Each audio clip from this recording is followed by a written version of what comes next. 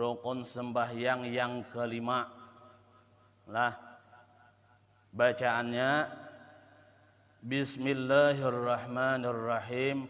Wal khamisu ar-ruku'u wa aqalluhu ayyan haniya bihaisu sablugu rahatahu rukbataihi bil inhinai bila inhinasin. Nah, lah bacaannya. Jadi rukun sembahyang yang kelima ini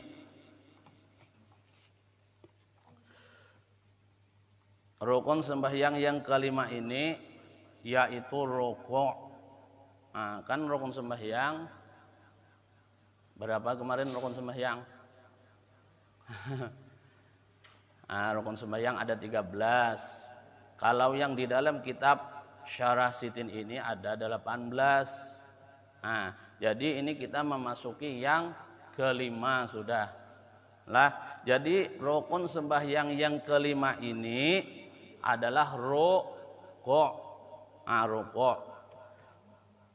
Jadi ujar Sidin, wa aqalluhu ayyan haniya bihaisu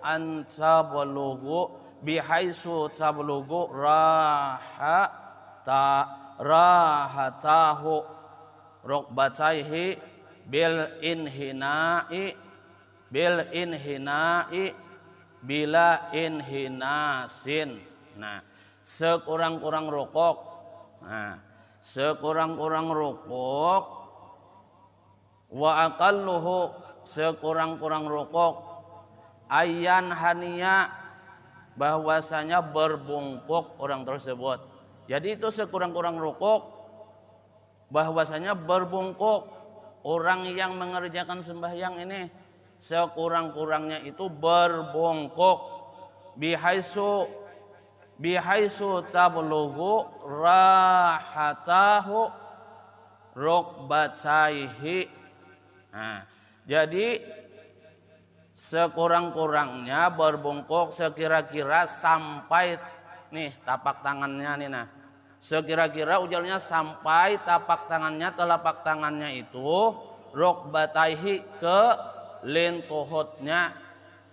Sekira-kira sampai telapak tangannya tadi kemana?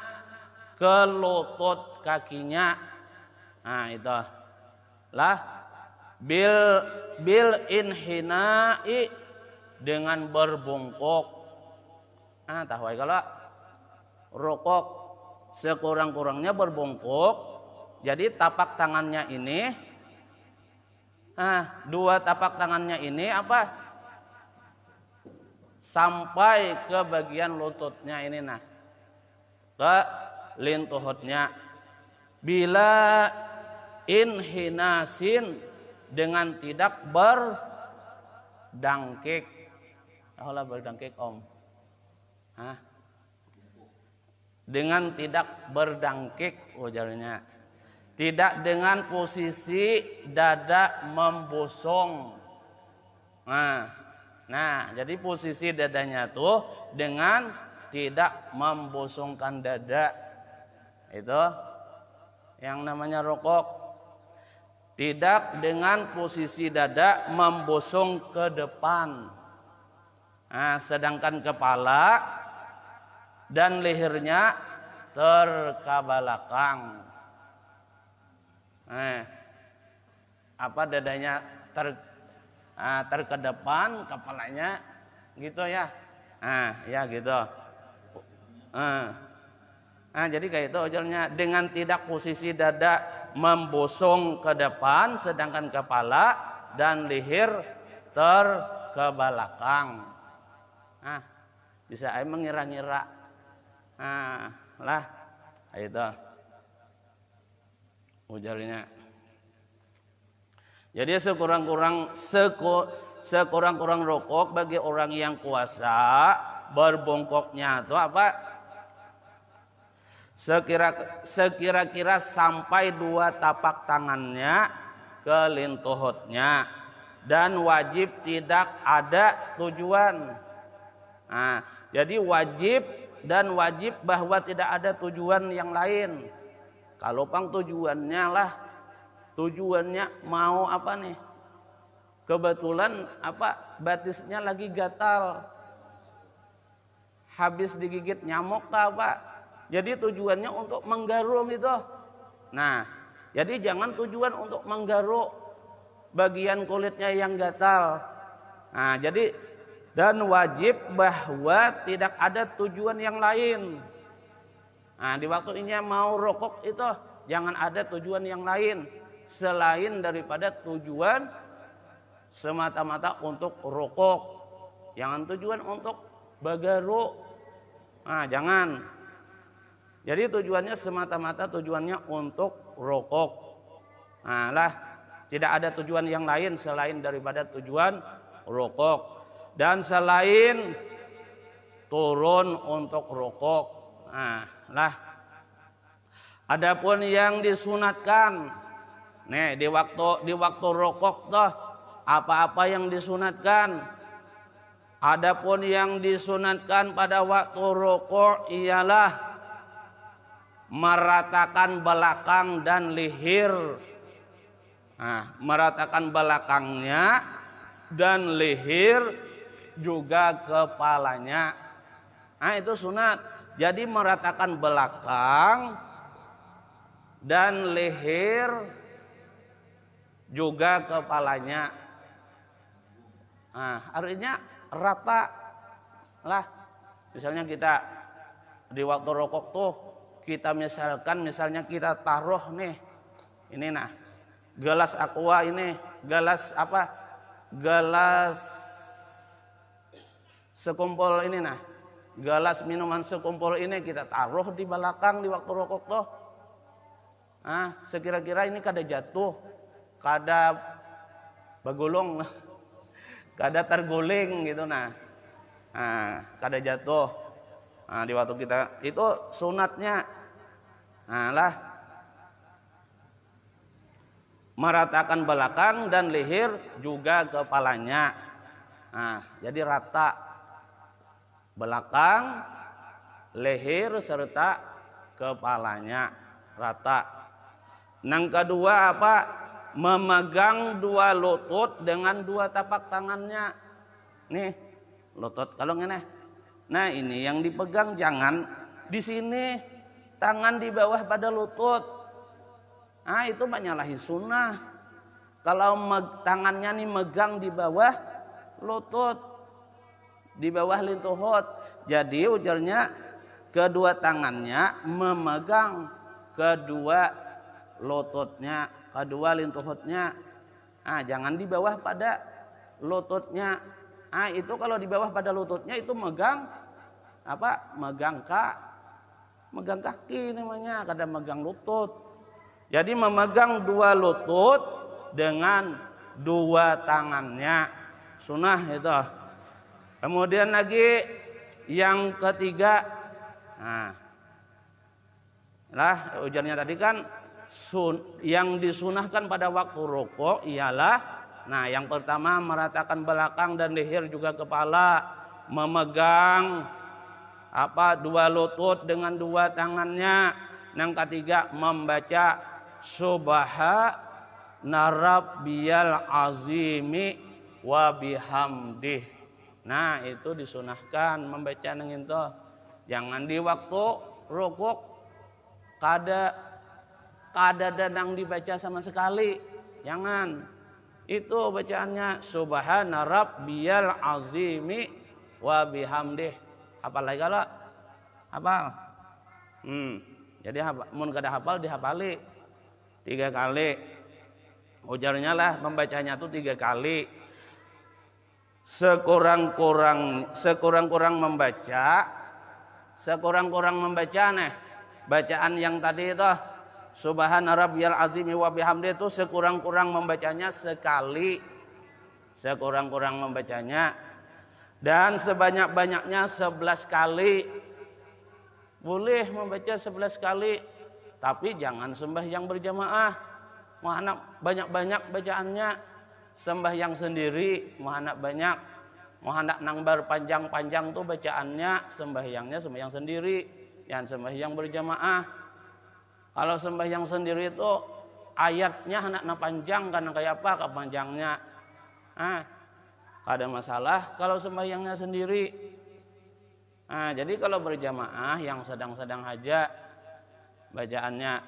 Jadi sekurang-kurangnya 1 kali. Sebanyak-banyaknya berapa tadi? 11 kali. Dan nang pertengahan 5 kali membacanya. Dan ada juga nang 9 kali. Ada juga nang 7 kali. Jadi ada yang 11 kali, ada yang 5 kali, ada yang 7 kali, ada yang 9 kali bacaannya. Jadi yang biasa kita baca berapa? 3 kali. Jadi sepaling kurang sekali. Kemudian ujarnya. Ini di sini perhatian. Cara rukuk di atas itu tertentu bagi orang yang salatnya berdiri. Ini amun salat berdiri yang seperti itu tadi, yang memegang dua tangannya memegang kedua lututnya, itu bagi orang yang sembahyang berdiri. Kalau orang sembahyangnya berduduk, Bang. Adapun bagi orang yang sembahyangnya berduduk karena tidak mampu untuk berdiri, maka sekurang-kurang baginya tuh berbetulan dahinya. Nih dahinya membetuli akan 2 lututnya. Itu sekurang-kurangnya. Jadi rukuknya orang yang sembahyang berduduk itu sekurang-kurang rukuknya itu dahinya membetuli lututnya. Kayak itu. Itu sepaling kurang. Kawa sempian mengira-ngira. Tuh sekurang-kurang sembahyangnya orang yang berduduk. Jadi rokoknya itu dahinya membetuli lututnya. Membetuli 2 lututnya. Dan yang sepaling sempurnanya, Bang, nang sempurna rokoknya nih bagi orang yang sembahyang berduduk, sepaling sempurnanya berbetulan dahinya akan tempat sujudnya. Jadi nang sepaling sempurnanya bagi orang yang sembahyang berduduk ini, dahinya itu membetuli akan tempat sujudnya. Berarti agak lebih maju lagi, lebih ke depan lagi dahinya. Tuh sepaling sempurna itu. Yang paling sempurnanya membetuli dahinya akan tempat sujudnya. Lebih maju lah. Itu dahinya.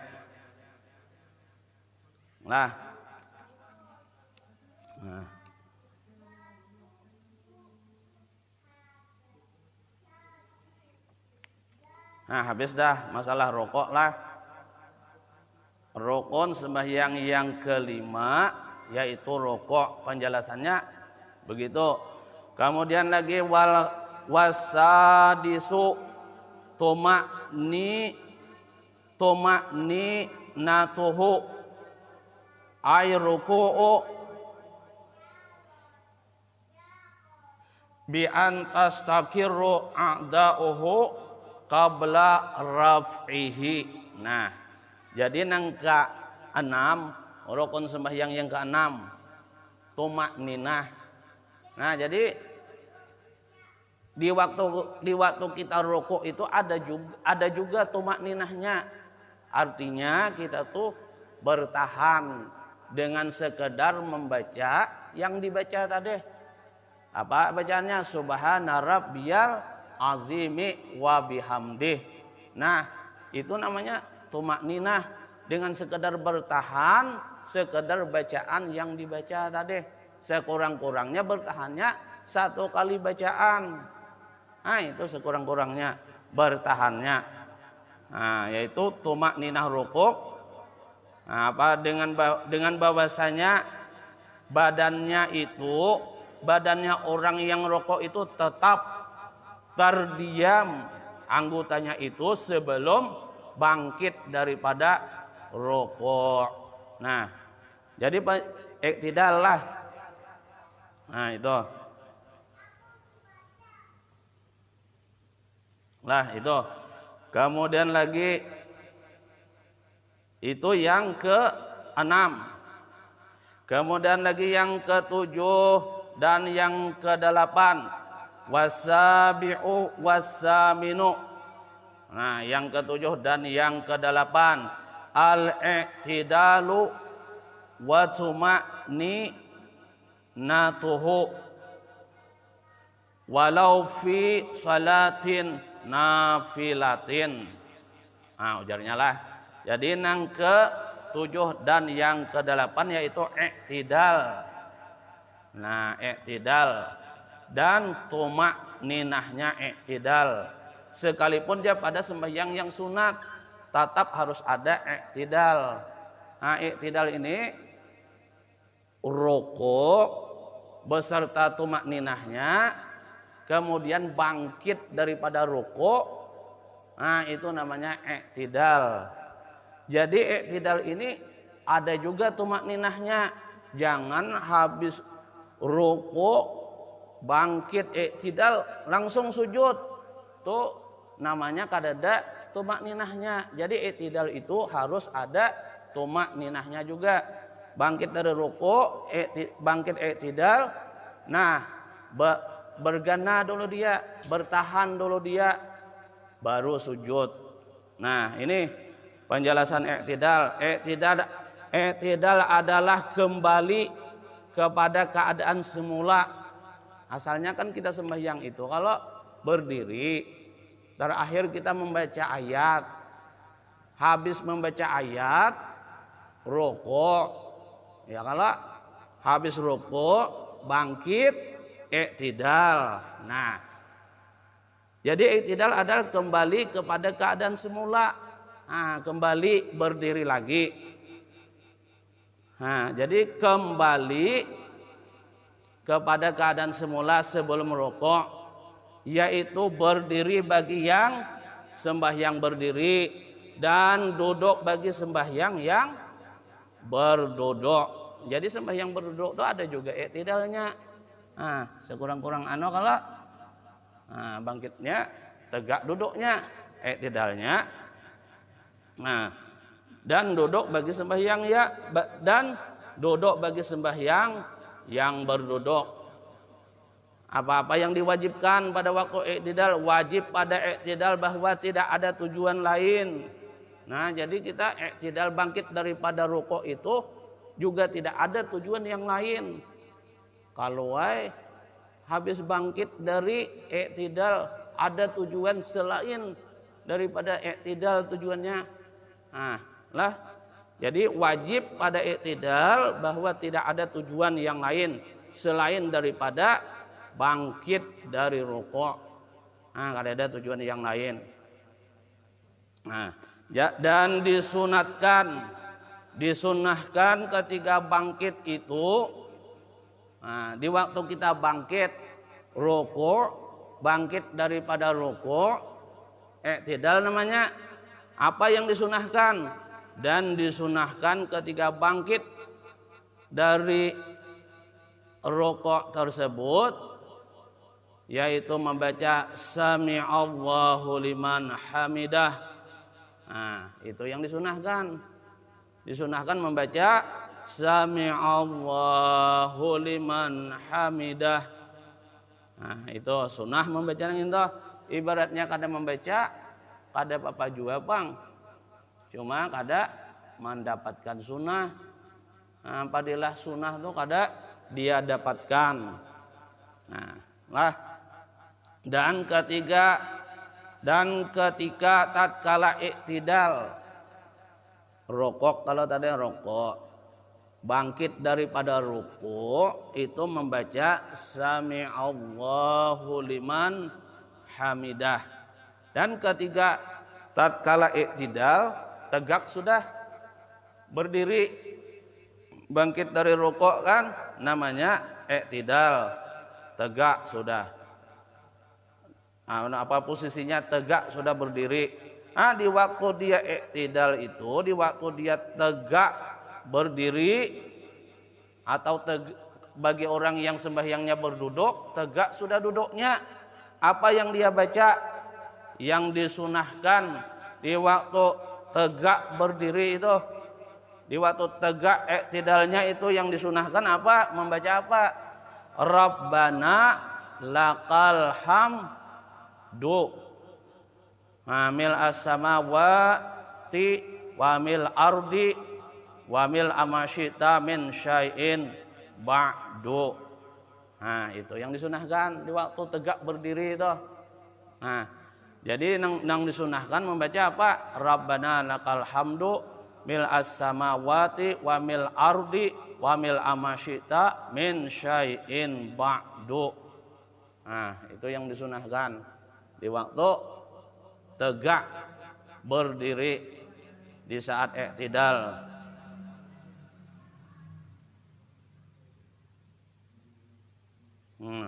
Jadi ujarnya juga nih di sini perlu diperhatikan, i'tidal itu wajib. I'tidal itu wajib bahwa jangan diperpanjang. Jadi jangan diperpanjang i'tidalnya tuh.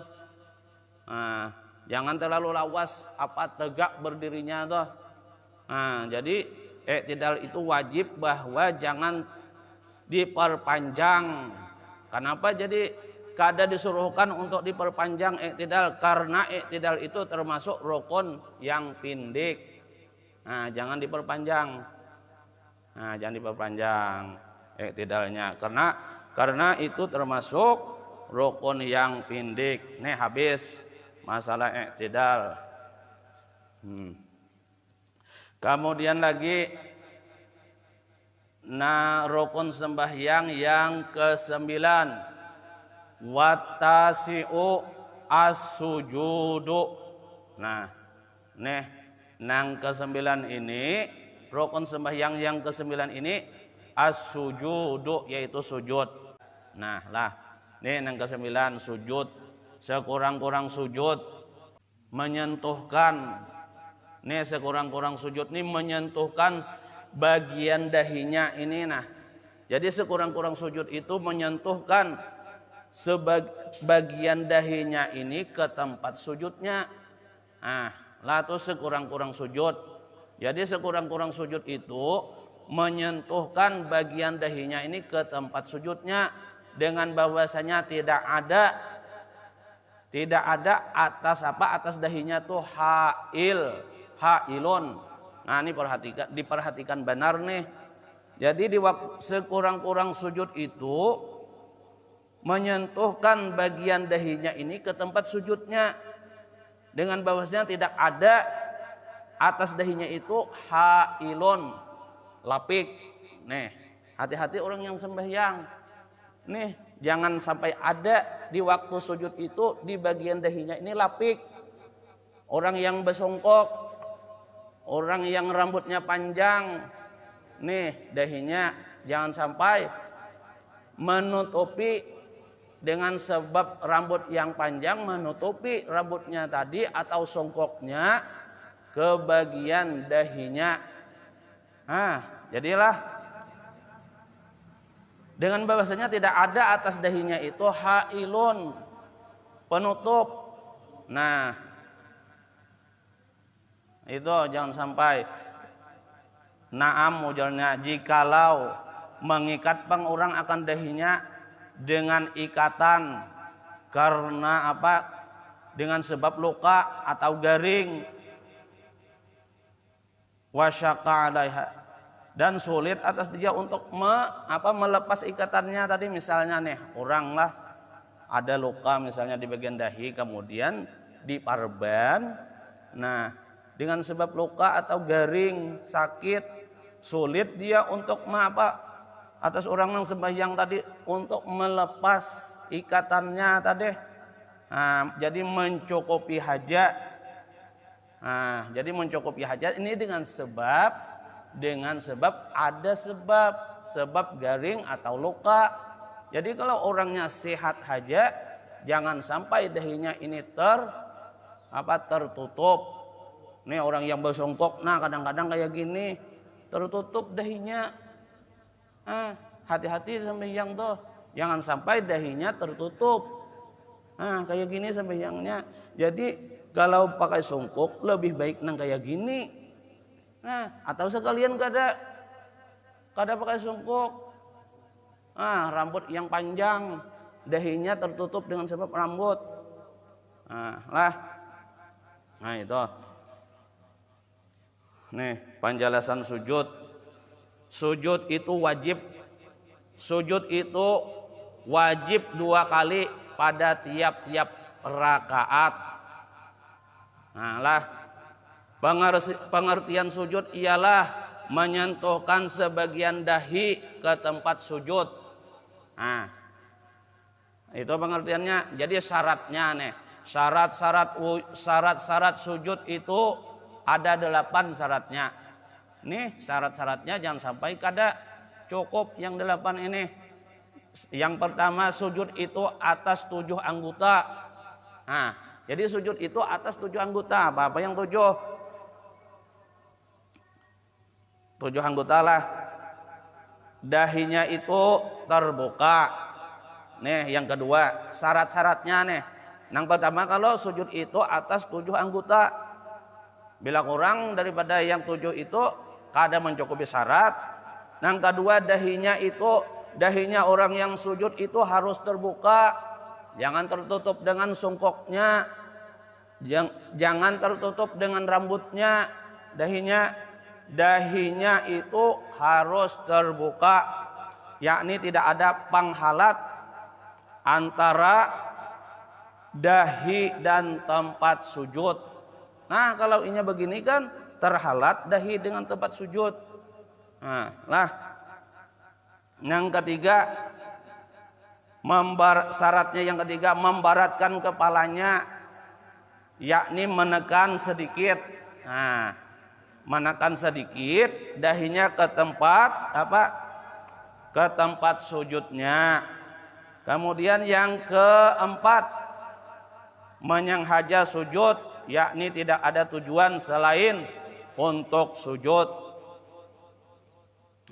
Kemudian lagi yang kelima, tiada sujud itu atas sesuatu yang muttasil, yang bergerak dengan gerak dirinya. Nah kayak apa ya contohnya? Misalnya nih sorban ke pepanjangan, sorbannya, selendangnya. Kemudian dia sujud, tas sujudnya di sini. Sedangkan ini ikut dengan gerak dirinya juga. Dengan sebab dia bergerak, ini taumpat juga bergerak. Sujud di tempat ujungnya yang ini. Nah kada boleh itu. Jadi tiada sujud itu atas sesuatu yang muttasil dengan berayat. Kalau ini dengan dengan tubuhnya. Muttasil itu berayat atas sesuatu yang muttasil, yang bergerak dengan gerak dirinya. Contohnya ya selendang ini. Nah, tas sujud di sini misalnya kan. Nah, kada mencukupi syarat itu. Nang keenam, meninggikan punggungnya dari bahu dan kepalanya. Kemudian lagi nang ketujuh, tumak ninah di waktu sujudnya.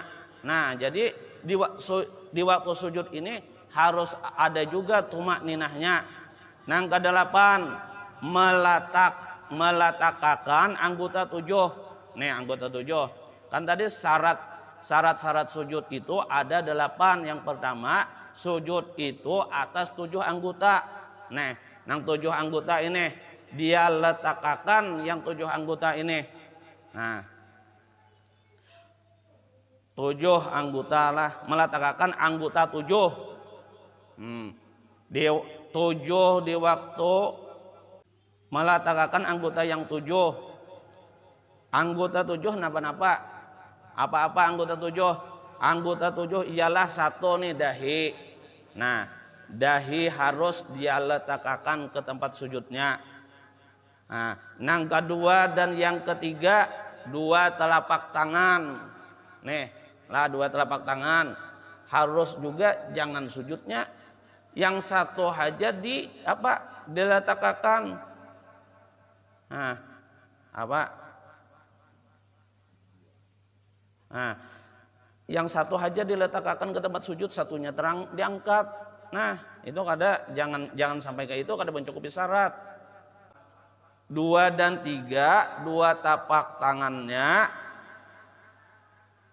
sunah terbuka. Nah, sunah terbuka artinya agak ranggang. Nah, agak ranggang. 4 dan 5, dua lutut. Nah, 4 dan 5 dua lutut. Tadi kan dahi, dua tangan. 3 sudah dua lutut. Nah, harus diletakkan juga ke tempat sujudnya dua lututnya. Maka wajib dua lutut ini maka wajib tertutup. Kemudian 6 dan 7 segala perut jari dua kaki. Nah, nih perut. Ini perutnya kalau nih bagian perutnya nih nah. Nih. Lah 6 dan 7 segala perut jari dua kaki maka sunah terbuka ujarnya bagi laki-laki dan wajib tertutup bagi perempuan. Sahaja meletakkan sebagian daripada tiap-tiap satu daripada anggota 7 itu, anggota 7 tersebut tetapi membatasi atas sebagian dari anggota tersebut hukumnya makruh dan disunatkan apa? Dan disunatkan tertib pada meletakkan anggota 7 di waktu sujud. Mula-mula meletakkan yang disunatkan. Apa-apa nang mula-mula nang disunatkan untuk meletakkan mula-mula meletakkan dua lututnya. Nah, itu sunnah. Mendulukan dua lututnya. Kemudian dua tangannya, lutut duluan, dua tangan. Nah, dan seterusnya dahi, dan disunatkan pula meletakkan hidung. Jadi menyentuhkan hidung ke tempat sujud itu sunnah di waktu sujud. Nah, dan disunatkan pula meletakkan menyentuhkan hidungnya itu serta dahinya dan membaca di waktu sujud apa yang dibaca? Subhana rabbiyal a'la wa bihamdih. Nah, di waktu sujud sunnah membaca tasbih tersebut berapa? 3 kali. Dan sunnah juga membuka dua mata pada waktu sujud. Jadi di waktu sujud tuh jangan bepijim matanya, makruh kalau bepijim matanya di waktu sujud itu. Jadi disunahkan di waktu sujud itu kedua matanya tuh jangan sampai terpijim. Nah, disunahkan terbuka kedua matanya.